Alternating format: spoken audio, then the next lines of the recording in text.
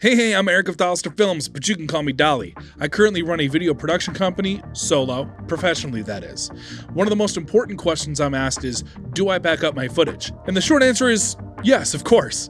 But in this video, I'm going to show you how I back up literally everything. Let's go. Actually, before I start, let me show you this. Oh, jeez.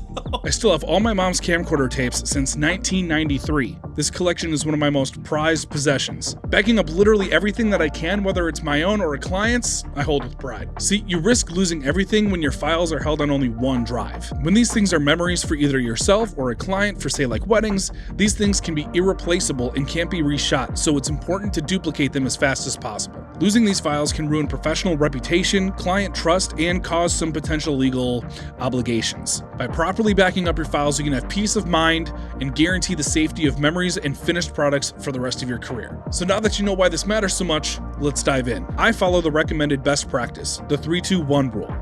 What is that? 3 total backups, 2 physical, 1 non-physical. Why? This ensures that your data is duplicated, diversified with 2 different media types, and dispersed with 1 copy being off-site. Well, all 3 are if you want to get technical.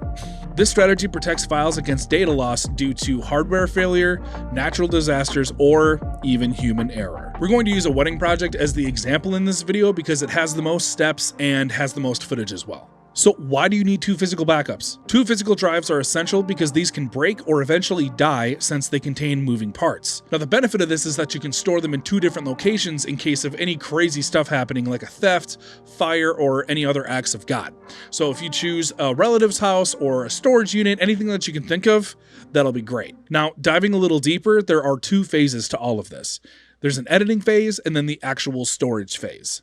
During the editing phase, I come home from a wedding, dump all the cards organized into a project folder on a fast drive on my PC. This is the drive that I edit off of. I then duplicate that entire folder onto an external, but also fast, drive that is small and can be carried on person. I literally take this with me when I leave the house just in case anything happens, and it acts as my off-site backup. See, and it's going to take forever to upload every single individual file to the cloud, especially if it's only during the editing phase. So what I do is I just back up the project file from Premiere Pro to something like Google Drive so that in case something does happen, I can go to my offsite location and bust out my backup laptop.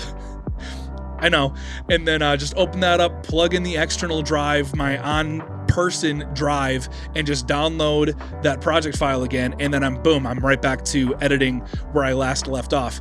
And also make another damn physical copy because that one's cooked. I know that was a lot, but that's like literally a last case scenario. Hopefully that never happens, but if it does, I'm ready for it, and it's important that you are too. So now once the edit is done, we can move on to the storage phase. During the storage phase, all I do is plug in my yearly external hard drive and back up the entire project from my PC to it. This gets stored in a safe that's still in the same location as my PC, so if I need to go back to make any edits or pull from it for like B-roll, stuff like that, I can do that easily from this drive. I then go to my offsite location to duplicate all of the finished products off of my on-person drive to it in its own safe 30 minutes away from my office.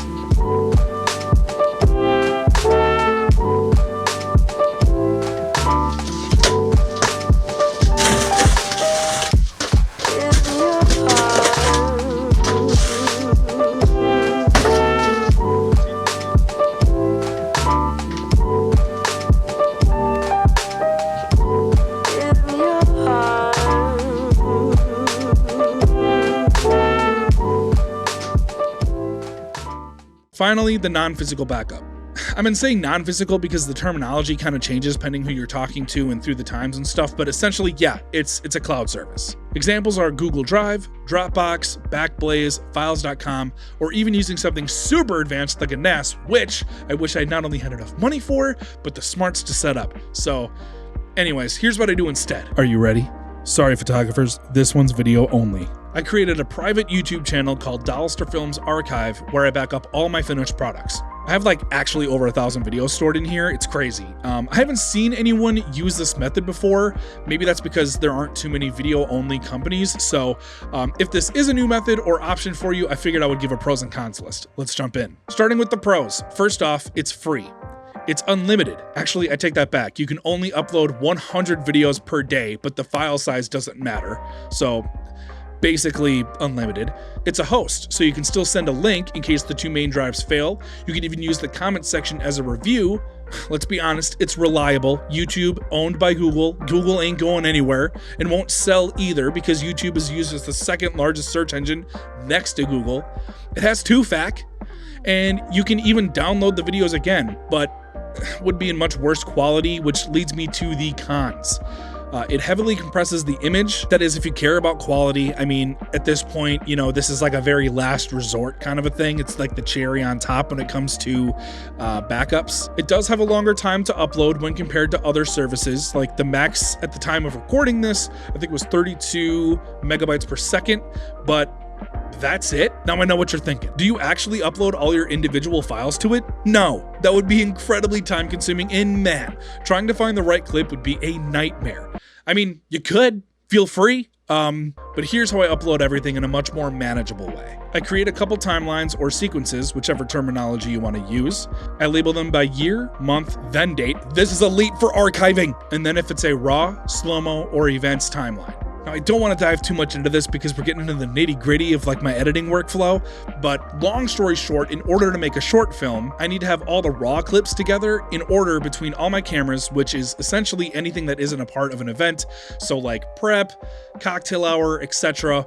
I need what's in slow-mo, so probably like portraits, details, establishers, and even sync all the events together, so like the ceremony, speeches, and first dances. I'm talking all the audio devices, cameras, all edited basically as a final product. Now, it sounds crazy, but again, I need to get all of that stuff together anyways to make a highlight of all of the things that happen in the day. In this way, they're just categorized differently, and I have the luxury of just exporting them as they are. So I back up those individual timelines and the final products as well. And that's all you gotta do. You know, that's it. So to quickly recap, use the 3-2-1 rule, 3 total backups, 2 physical, 1 non-physical. The 2 physical backups are essential, stored in different locations with offsite protection. The non-physical backup is something like a cloud service or using a private YouTube channel for video archiving. The benefits are data duplication, diversification, and dispersion, protecting against hardware failure, natural disasters, and human error. By following this approach, I guarantee the safety of memories and finished products. And after watching this video, I hope that you can too. Thank you so much for watching all the way through. Go ahead and like the video since you did so. Subscribe to see more videos like this. And well, until next time, take her easy.